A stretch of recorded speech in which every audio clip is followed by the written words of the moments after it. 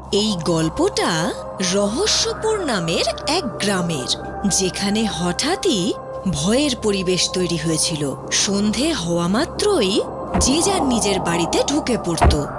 কেউ কাউকে যতই ডাকুক না কেন, যতই মিনতি করুক, কেউ নিজের বাড়ির দরজা খুলত না। এমনকি তাদের আপনজনকেও ডাকলেও তারা দরজা খুলত না। একদিন ওই গ্রামে শহর থেকে এক পরিবার ছুটি কাটাতে নিজেদের বাড়িতে এলো। তাদের এক সন্তান ছিল, নাম হলো গোলু।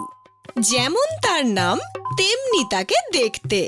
আসা মাত্রই গোটা গ্রাম জুড়ে সে দুষ্টুমি করে বেড়াতে লাগলো।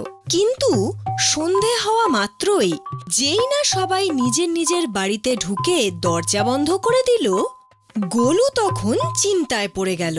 কারণ শহরে তো তার অনেক রাত পর্যন্ত খেলার, জাগার, পড়ার, টিভি দেখার অভ্যেস ছিল। সে জিজ্ঞেস করাতে তার কাকা উত্তর দিল, এক রাতে যখন উনি কাজ করে ফিরছিলেন। আরে, এত গরমের মধ্যেও এভাবে ঝড় বইছে কেন? এটা কোনো ঝড় নয়, এটা আমাদের আসার সংকেত। আমরা যতই গ্রাম ঘুরি না কেন, কিন্তু এই গ্রামের মানুষের মাংসের একটা আলাদা স্বাদ আছে। হ্যাঁ, এক রাত খেলে 4 রাত আর খিদে পায় না। খুব ভালো। রোজ রোজ খেলেও এই লোকগুলো বাড়ির বাইরে বেরোনো বন্ধ করে দেবে। হ্যাঁ, ওরা তো জানেই না যে এখনো পর্যন্ত গ্রামের 12-13 জনকে আমরা খেয়ে ফেলেছি। আর কেউ জানতেও পারবে না, কারণ আজ পর্যন্ত আমাদের চোখ থেকে কোনো শিকার বেঁচে ফিরে যেতে পারেনি। চল, একেও সব সময়ের মতো আমি প্রথমে খাওয়া শুরু করি। দিদি, আজকে আমি আগে খাই? না, বড় দিদি আগে খাবে।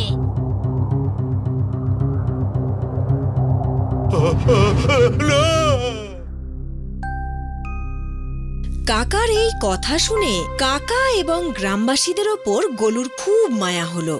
এভাবে কি করে চলতে পারে যে মানুষ রাতে বাইরেই বেরোবে না?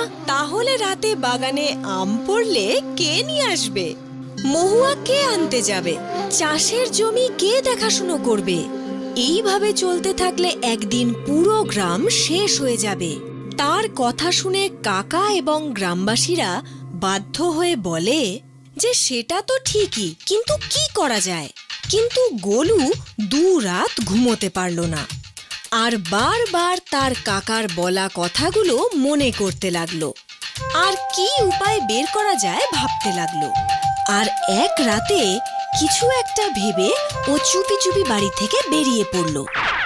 এদিকে ওকে বাড়িতে দেখতে না পেয়ে কাকা এবং পরিবারের বাকি সবাই চিন্তায় পড়ল যে মাঝরাতে গোলু হঠাৎ কোথায় গেল। বাহ, অনেকদিন পরে এক ছোট্ট নরম তুলতুলে মানুষ সামনে এলো। হ্যাঁ, আজকের রাতে উৎসব হবে গো দিদি। ওকে আমি এক্ষুনি শিকার করছি। না, বড় দিদি আগে খাবে। না, তোমরা আমায় খেতে পারবে না। কেন? তুই কি পাথর দিয়ে তৈরি? না, গোটা গ্রামের সবাই জানে যে সব সময় তুমি তোমার ছোট বোনকে এঁঠো খাবার খাওয়াও। তাতে কি হয়েছে? বড় দিদি আগে। দাঁড়াও, কিরকম ছোট বোন তুমি? আরে যুক্তি দিয়ে কথাটা তো বলো। আজ পর্যন্ত তুমি তোমার বড় দিদির কথা মেনে এসেছো। বড় দিদি আগে খেয়ে নিত, কিন্তু আজ তুমি প্রথমে খাও। হ্যাঁ দিদি, আজকে আমি আগে খাই। তুই আগে কেন খাবি? সব সময় তো আমি প্রথমে খাই। আমি ওকে প্রথমে খাবো। আরে তোমরা বুঝতে পারছো না কেন? আজ পর্যন্ত যত বড় মানুষ এসেছে তখন বড় দিদি প্রথমে খেয়েছে। আজ আমি যখন এতই ছোট, তখন ছোট বোনই প্রথমে খাবে। হ্যাঁ দিদি, ও কিন্তু ঠিকই বলেছে। চুপ! বড় দিদির কথা না শুনে একটা ছোট্ট বাচ্চার কথা শুনছিস? বাচ্চাটা ঠিকই বলেছে, আজকে আমি আগে খাবো। তবে আমি কি তোর এঁঠো খাবো নাকি? আজ পর্যন্ত এও তো এঁঠো খাবারই খেয়েছে। হ্যাঁ, আমিও দেখছি তুই প্রথমে কি করে খেতে পারিস। আমিও আজকে দেখবো। আগে তুমি আজকে কি করে খাও।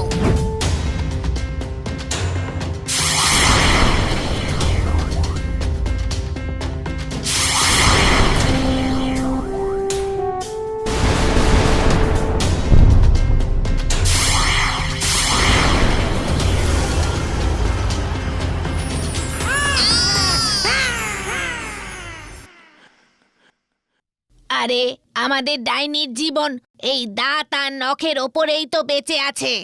এখন এসব যদি না থাকে আমরা বাঁচবো কি করে? এবারে আমাদের জীবনের সমাপ্তি নিশ্চিত।